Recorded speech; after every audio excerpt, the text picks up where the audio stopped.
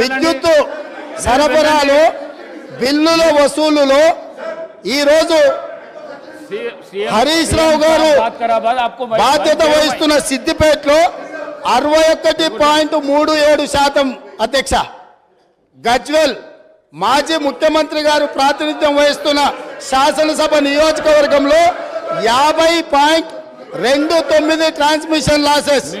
ఇప్పటి వరకు అక్బరుద్దీన్ ఓవైసీ గారు ఏదైతే చెప్తున్నారో హైదరాబాద్ సౌత్ నుంచి 43% ట్రాన్స్మిషన్ లాసెస్.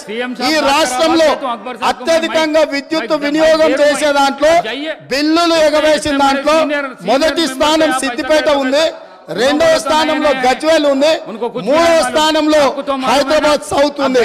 ఈ ముగ్గురు లీడర్లు 10 సంవత్సరాలు తెలంగాణ రాష్ట్రాన్ని పరిపాలించి విద్యుత్ బకాయిలు చెల్లించక మొండి బకాయిలల్లా సిద్దిపేట, గజ్వేల్, హైదరాబాద్ సౌత్ ఉన్నది అధ్యక్ష.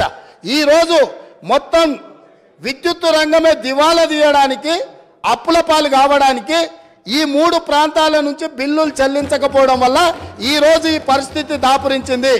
నేను ఇప్పుడు మీ ద్వారా సభ్యులను నేను అడుగుతున్నా అధ్యక్ష, ఇన్ని పెండింగ్ బకాయిలు ఉన్నాయి, ఇంత బాధ్యతతో మాట్లాడినా, ఇంత డేటా తీసుకొని మాట్లాడినా అక్బరుద్దీన్ ఓవైసీ గారు ఎస్ మా ప్రాంతాల నుంచి బిల్లు చెల్లింపులో బకాయిలు ఉన్నాయి, నేను హరీష్ రావు గారు అదేవిధంగా చంద్రశేఖరరావు గారు బాధ్యత తీసుకొని ఈ బిల్లులు చెల్లిస్తామని ఎందుకు ముందుకు రాలేదు సార్?